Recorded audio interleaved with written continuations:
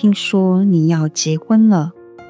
熙來攘往的市區轉角，在一間復古裝潢的咖啡廳，顧曉手指纏繞着咖啡杯的耳朵，他關切地詢問坐在眼前的陳小娟：“你聽明陽說的嗎？他怎麼會跟你說這個？”陳小娟洋溢着幸福的笑容：“我和子文有這個打算，但還沒有正式談婚事。”其實，顧曉有些欲言又止。其實我是聽王志勝說的。志勝，陳小娟聽到這個久違的名字，她強裝鎮定地說：“他跟你說這個幹嘛？你現在還跟他有聯絡？他只是關心明陽，沒有別的意思。”顧曉神情有些不安，就像過去一樣。陳小娟每一段戀情的開始，顧曉總是會有這樣擔心的表情。王志勝可能會回國一趟，到時你們有機會再好好聊聊吧。他是要回來搶明陽的嗎？搶我的小孩嗎？陳小娟覺得自己聽到一件很不幸的消息，她急迫地詢問：“不能這麼說吧？他畢竟也是明陽的爸爸。如果你要結婚了，小孩的安排可以再談談看。我感覺王志勝是真心想為孩子做最好的打算。”顧曉輕聲安撫道：“我也有點擔心明陽，他可以適應嗎？”顧曉想到身邊一些父母離異的朋友，即使家財萬貫，吃不了什麼苦，但家庭的破碎與父母的缺失，都讓成長的過程充滿疼痛。尤其是父母再婚的決定，更是讓那些朋友提早踏入婆媳問題般的困境。沒有血緣關係的家庭相處，只有挑戰，沒有和平。我會決定結婚，就是為了明陽啊。子文真的對明陽很好，他們相處沒有問題的。而且是明陽跟我說，他想要有個爸爸，我才會有再婚的想法。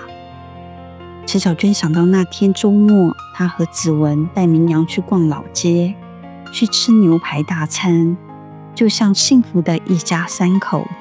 然後晚上回家後，她抱着明陽睡，背對着她的明陽突然開口說：“媽媽看起來很幸福。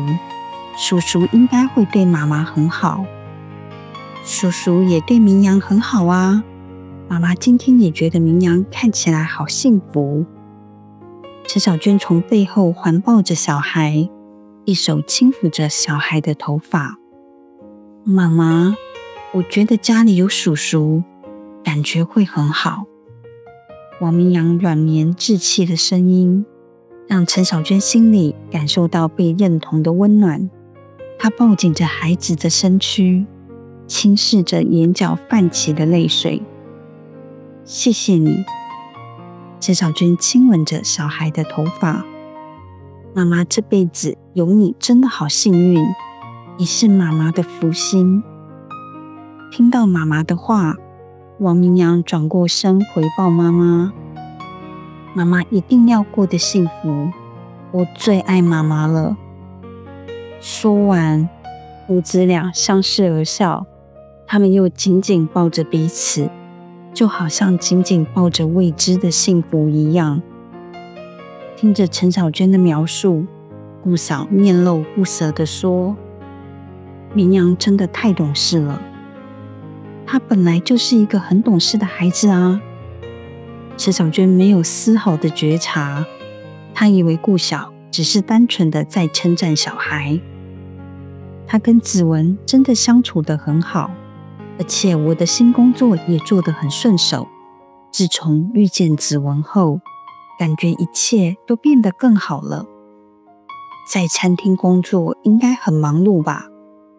顧曉知道陳小娟找了一份餐廳服務業的工作，聽說老闆人很不錯，看陳小娟是單親媽媽，給予的工作時間也很彈性，不會過於為難陳小娟。還好，我不覺得辛苦。陳小娟輕輕勾起耳邊垂落的髮絲，搓揉着略顯粗糙的雙手。之前她想找一份坐辦公室的工作，卻一直求職碰壁。現在能找到一份服務業的工作，可以養活她和孩子，她已經覺得很知足了。而且現在卓芷文也走進她的生活裡，她只看見人生的未來是一片坦途。他根本不覺得生活有什麼困難啊！如果你需要幫忙，可以再跟我說。顧曉還是跟以前一樣，不忍看陳小娟過得不好，總是想對她伸出援手。不管是工作還是名揚，我可以幫你的，都可以跟我說。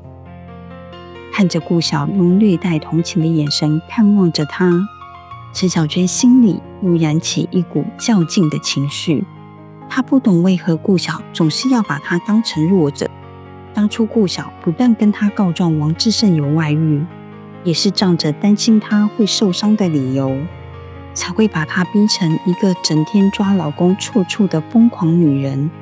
一想到這裡，陳小娟就對顧曉擺擺手，她沒好氣地說：我覺得有時你會越幫越忙，除了照顧明陽之外，我覺得我的事我自己可以處理。聽着陳小娟的話，顧曉知道他們之前爭吵時，他自己對陳小娟說過不少埋在心裡的真心話，那些話總是傷人的，所以顧曉也不想計較地跟陳小娟說。過去我確實誤以為那樣做是對你好，也對你說過很多很直接的話，但我一直都有把你當朋友。我還是希望你有困難可以跟我說，我是說真的。顧曉滿是歉意的話語，讓陳小娟聽得很是順耳。她稍微鬆懈了緊繃的肩膀，然後忍不住詢問：志勝哪時會回國？他回來是真的要跟我搶小孩嗎？你怎麼會這麼想呢？顧曉心裡真的很心疼王明陽，他希望王志勝也不會把小孩當成大人的所有物。他相信王志勝比起陳小娟更不容易感情用事，只是因為你決定要再婚了，王志勝有點擔心小孩的情況。只要他看明陽過得好，自然不會像你想的那樣，畢竟小孩是跟着你的。王志勝只是想回來看看小孩，你真的不要多想。你說的我都懂，我也在乎小孩，好嗎？陳小娟不甘示弱的回應。你現在常跟他聯絡嗎？不常。顧曉坦然的回道。我們最近會聯絡上，也是因為明陽跟他說你交男朋友了，志勝他才來找我的。聽到小孩主動跟爸爸說他交到新男朋友的事，不知為何陳小娟心裡冒出一種奇妙的優越感。她就是想要讓王志勝知道，她離婚後也可以過得很好，也還是找得到男人嫁。王志勝他會親眼看見他過得很幸福，他一定會讓小孩在不缺失父愛的環境下長大，他絕對要讓王志勝後悔曾經背叛他。